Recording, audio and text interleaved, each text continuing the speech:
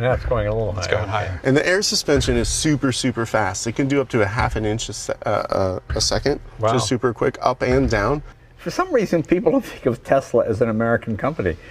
These are all built in America. Built in aren't they? Texas. It's forward to put down deposits. It was like in the millions, wasn't it? Yeah, it's over 2 million deposits. Wade mode. as in wading in water. Yeah, you know, sit in water. You want to go through a river. We wanted to make sure you could do that, and you can go through about 2.5 feet, a little more than 2.5 feet of. We have this new technology called we call it the Scuba Pack.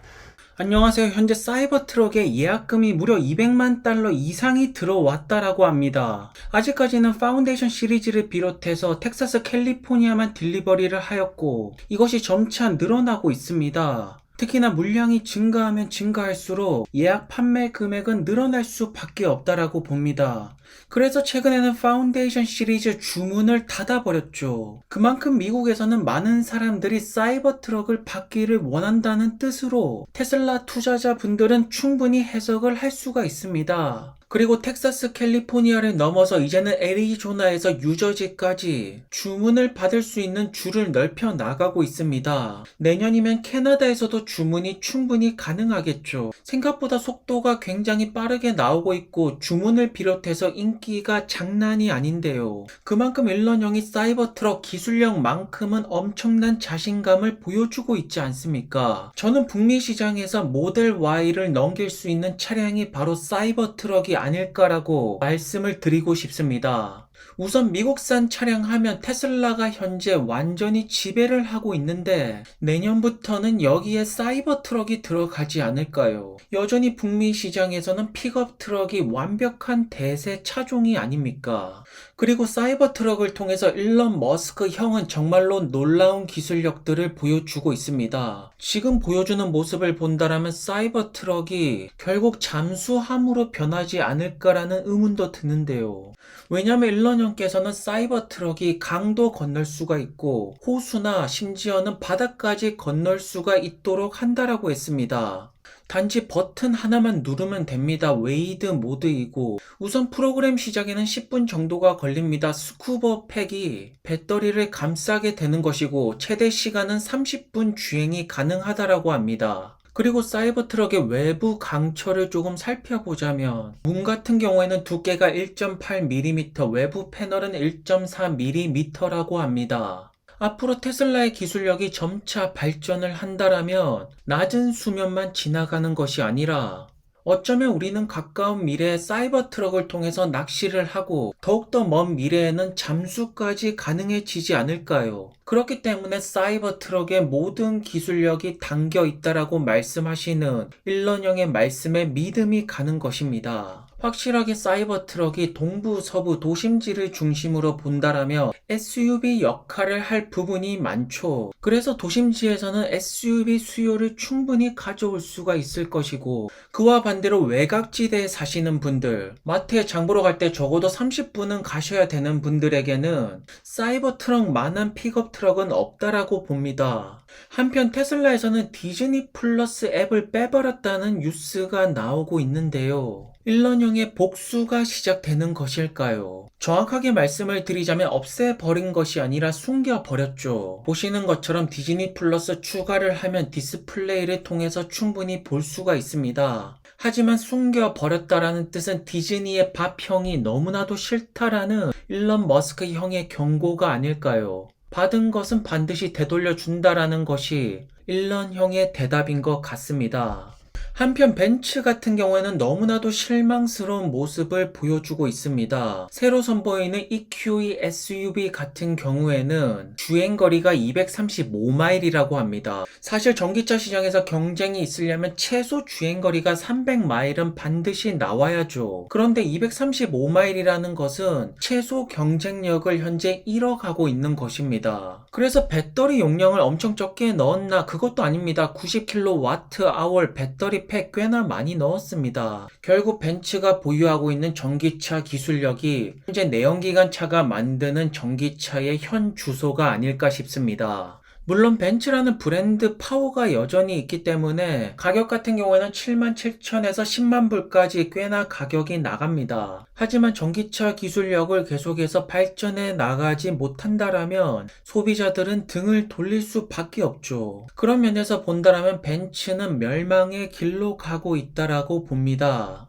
현재 벤츠도 제대로 된 전기차를 만들지 못하고 있는데 중국의 샤오미가 테슬라를 따라잡겠다라고 하죠. 과연 샤오미가 어떠한 전기차를 내놓을까요? 전혀 기대가 되지 않습니다. 그리고 미국의 내연기관차 포드랑 GM은 테슬라 생태계로 완벽하게 흡수가 되고 있는데요. 이렇게 된다라면 소비자들이 굳이 포드 GM 전기차를 살 이유가 도저히 없어지는 것입니다. 거기에다가 테슬라 같은 경우에는 홈차징, 무선 충전으로 가고 있습니다. 핸드폰도 이제 선이 없는 무선 충전이 대세가 되고 있고 전기차 홈차징 역시나 선이 필요가 없어지는 것이죠. 그렇다면 향후 수많은 기업들이 테슬라의 무선 홈차징을 채택하지 않을까요? 지금 그러한 그림이 점차 그려져 나가고 있습니다. 한편 유럽 쪽을 보시면 테슬라의 점유율은 17.7%, 북미 시장과 유럽 시장에서는 굉장히 강력한 모습을 보여주고 있죠. 그래서 앞으로도 미국과 유럽 시장에서는 모델 3Y가 계속해서 압도해 나갈 것으로 보여지는데요. 현재 가장 큰 라이벌은 중국 시장이라고 볼 수가 있습니다. 3분기 때 비아디의 전기차 판매량이 테슬라만큼 쫓아왔죠.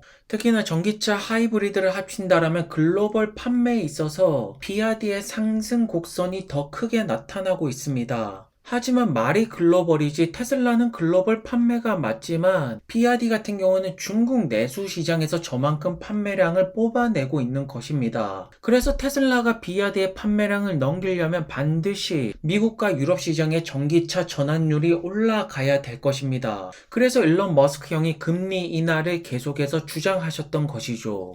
그리고 테슬라 차이나가 계속해서 모델 3 광고에 집중을 하는 것은 올해 보시면 비아디의 셀 같은 경우에는 꾸준한 판매 상승이 나왔는데 모델 3의 중국 판매가 하이랜드를 준비하면서 감소를 하였습니다. 결국 이러한 점 때문에 3분기 때 비아디의 판매량이 테슬라만큼 올라온 것이고요.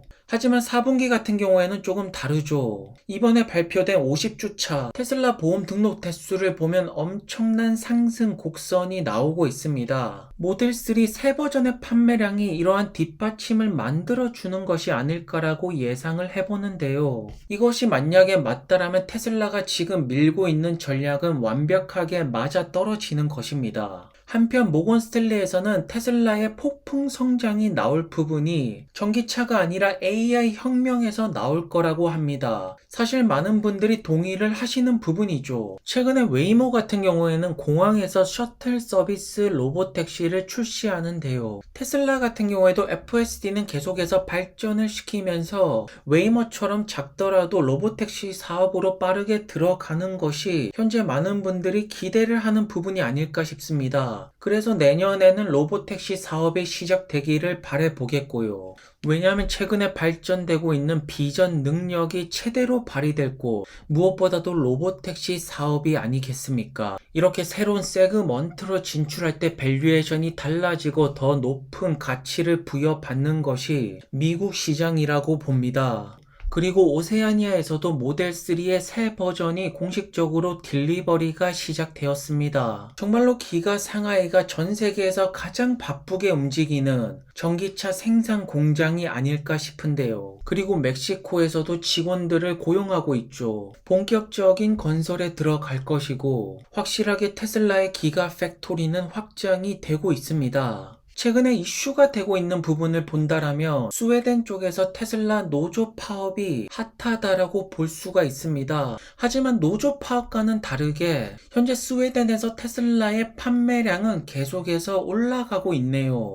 노조가 아무리 항의를 하더라도 테슬라 차량이 팔리는 것은 막을 수가 없습니다. 왜냐하면 소비자들이 원하는 것은 결국 좋은 차가 아니겠습니까? 하지만 최근에 이러한 이슈들이 워낙 많다 보니까 네바다에서는 직원들 시급을 올려준다라고 합니다. 그리고 일론 형께서는 여전히 성장력은 굉장히 강력하다라고 말씀을 하시죠. 사실 테슬라가 되었던 스페이스 X가 되었던 최근에 X와 그록에 집중하는 모습을 보이고 있는 일론 형, 강력한 성장력을 보여주는 최고의 리더십이 바로 이러한 모습을 보고 많은 분들께서 믿고 투자를 하는 것이 아닐까요? 하지만 여전히 한국 언론에서는 오늘도 200만 대 리콜을 잡고 물고 늘어지고 있습니다. 정말로 답답한 상황이죠. 테슬라를 잘 모르시는 한국 분들은 정말로 테슬라가 큰일이 난 줄 알 것 같습니다.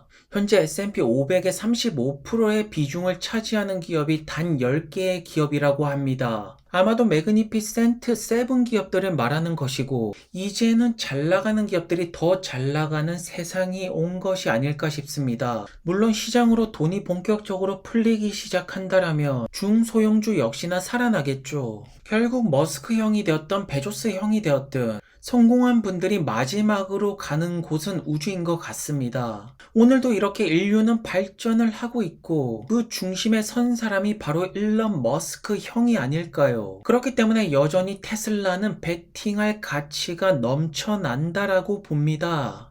We should never forget we are maximalist outsiders. Nobody is ever going to buy our product. No one's going to buy our shares unless we are unique, differentiated, and the best. 최근에 팔란티어 관련된 뉴스를 살펴보시면 내년에 S&P 500으로 편입이 될 것일까 이거에 관련된 기사들이 굉장히 많죠. 아무래도 팔란티어 투자하시는 분들에게 가장 큰 관심사가 S&P 500 편입 가능성이 아닐까 싶습니다. 그런데 제가 앞전 영상에서 올해 같은 경우에는 S&P 500 편입이 되지 않았고 내년에 들어갈 확률이 높다라고 말씀을 드렸는데요. 댓글을 보니까 올해 들어갈지 안 들어갈지 결정 난 것이 아니다. 여전히 올해 들어갈 확률이 있다라고 말씀하신 분이 있습니다. 제가 알고 있는 부분이랑 조금 다른 것 같아서 살펴보겠습니다. 우선 S&P 500 편입 같은 경우에는 1년에 4번 분기별로 있는데 3월달, 6월달, 9월달, 12월달에 있습니다. 그리고 지금 12월달은 막바지로 가고 있죠. 12월 18일 올해 마지막 S&P 500 편입됐던 기업들은 아마도 많은 분들에게 알려진 기업은 우버가 아닐까 싶습니다. 그래서 저는 올해 S&P 500 편입은 끝났다라고 봤는데 제가 놓치고 있는 정보가 있다라면 말씀해 주시면 감사하겠습니다. 그리고 팔란티어가 내년에 S&P 500에 편입이 된다라면 미리 보기를 보여줬던 가장 대표적인 기업이 우버가 아닐까요? 우버는 S&P 500 편입이 확정이 되면서 $40에서 $60까지 엄청난 폭등을 보여줬습니다. 그렇다면 팔란티어가 내년에 S&P 500에 들어간다라면 우버와 같은 모습을 보인다라면 $20에서 $40까지 충분히 가능하지 않을까요? 그렇다면 팔란티어가 내년에 $40 이상으로 갈 확률이 점차 높아지게 되는 것입니다. 이러한 이유로 팔란티어 관련 뉴스들은 2024년 S&P 500 편입이 될 것일까? 이거에 포커스가 맞춰져 있고 현재까지는 강력한 성장성을 보여주고 있습니다. 보통 1년에 S&P 500으로 편입되는 종목들이 20개 정도가 된다라고 하죠. 과연 내년에 될 것일까? 저는 된다라고 베팅을 합니다. 왜냐면 AI 쪽으로 점차 돈이 몰려들 수밖에 없는 구조이고 특히나 수익성이 점차 성장하는 모습을 보여준다라면 2024년 S&P 500의 주인공은 팔란티어가 될 것입니다. 그리고 엔비디아가 아니라 팔란티어라고 강력하게 말씀하시는 펀드 매니저 분도 계시죠. 테슬라 주주분들이라면 유명한 댄 아이브스 형께서 AI 쪽의 최고의 위너가 될 기업은 팔란티어라고 말씀을 하십니다. 결국 올해가 되었던 내년이 되었던 주인공은 AI일 수밖에 없는데요. 현재 AI 소프트웨어 시장의 연간 성장률은 23%로 보고 있고 그에 반해서 팔란티어 같은 경우에는 매출 성장률을 23%보다 낮게 잡은 시장 예상치가 많습니다. 그래서 팔란티어가 적어도 시장 평균치만 돌파를 하더라도 매출 예상치는 크게 상회를 할 수밖에 없고 그것은 어닝 서프라이즈로 이어지게 될 것입니다. 참고로 알크의 캐시우드 같은 경우에는 AI, 로봇, 에너지, 블록체인 등에서 연간 40%의 성장률을 바라보고 있습니다. 그렇다면 팔란티어의 연평균 성장률은 어떻게 나오게 될까요? 물론 시장으로 돈이 들어오는 것도 굉장히 중요하겠지만 무엇보다도 병원 쪽에서 더 많은 계약이 반드시 나와야 될 것입니다. 그래서 지금 많은 계약들이 터져 나오고 있지만 사실 더 많은 계약들이 파운드리를 이용함으로써 팔란티어가 미국 헬스케어 분야에서 독점적인 지위를 이어나가는 것이 굉장히 중요하다라고 봅니다. 그리고 현재 내년 같은 경우에는 중소형주로 돈이 몰려들 확률이 굉장히 높죠. 그래서 팔란티어를 좋게 볼 수밖에 없고요. 오늘도 좋은 하루 되시고요. 행복하시기를 바라겠고요. 정보가 마음에 드셨다면 구독과 좋아요도 부탁드리겠습니다. 그럼 감사합니다.